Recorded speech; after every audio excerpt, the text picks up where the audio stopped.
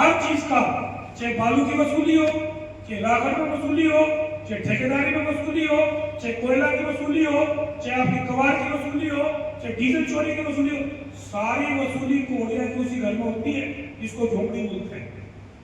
वो खुद, उसके भाई, भतीजे, लड़के सब चेंबर खोल के बैठे हुए हैं। उसका ओएसडी तक वो सब क्या चीज के चेंबर खोल रखे हैं। खुद भारतीय जनता पार्टी के नेता आज इस बात से पीड़ित है कि बालू की वो सप्लाई नहीं कर पा रहे, क्योंकि लखनलाल देवांगन का भाई कौशल देवांगन उसका सुपुत्र बोलता है कौन महतो, कौन पांडे, कौन मोदी, ये बोलते हैं। तो मंत्री जी उल्टा खरीदने क्या बोलते हैं। और उसके भतीजे ने क्या खरीदा है, उसके जो साथ में घूम रहे दो तीन जो दलाली करते हैं उन्होंने क्या खरीदा है, बोलोगे तो बता दो।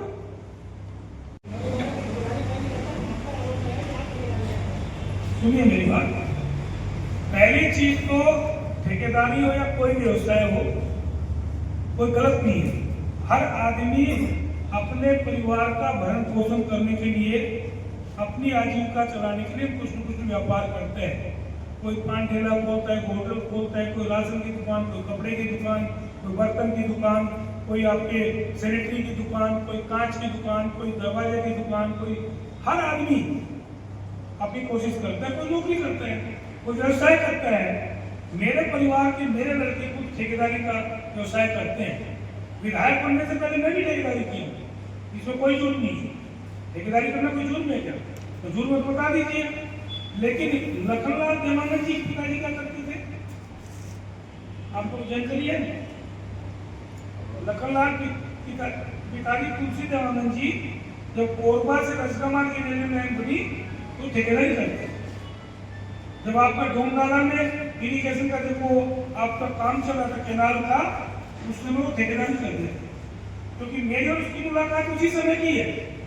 उसके बगल में काम हमारे भाइयों का था और उसके बगल में काम लखनलाल देवांगन के पिताजी का था। ये कई बार रोटी लेके वहां पहुंचता था, मैं भी जाता था।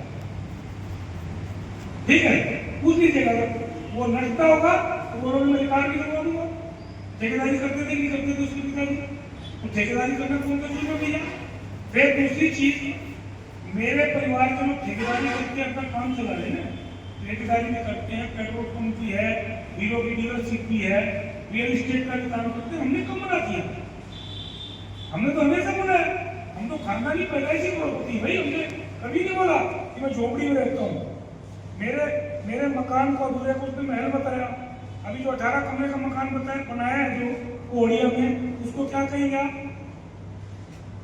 और पहले भी 2 मंजिल के मकान में रहता था पक्के में, आप लोग तो सब देखे होंगे।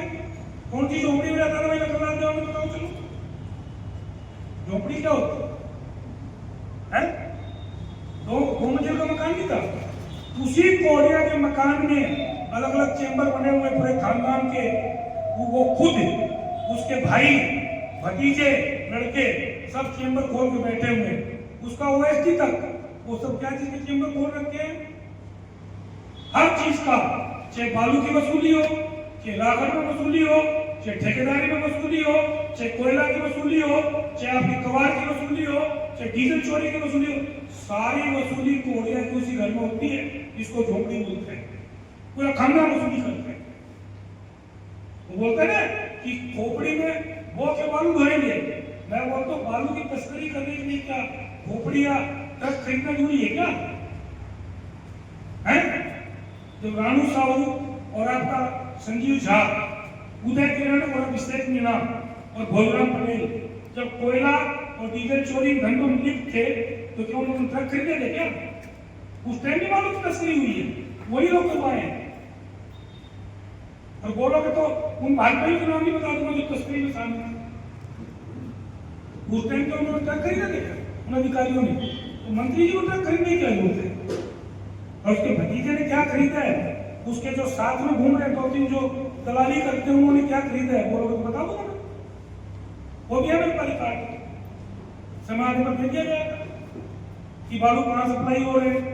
खुद भारतीय जनता पार्टी के नेता आज इस बात से पीड़ित है कि बालू की वो सप्लाई नहीं कर पा रहे, क्योंकि लखनलाल देवांगन का भाई कौशल देवांगन उसका सुपुत्र बोलता है कौन महतो, कौन पांडे, कौन मोदी, ये बोलते हैं।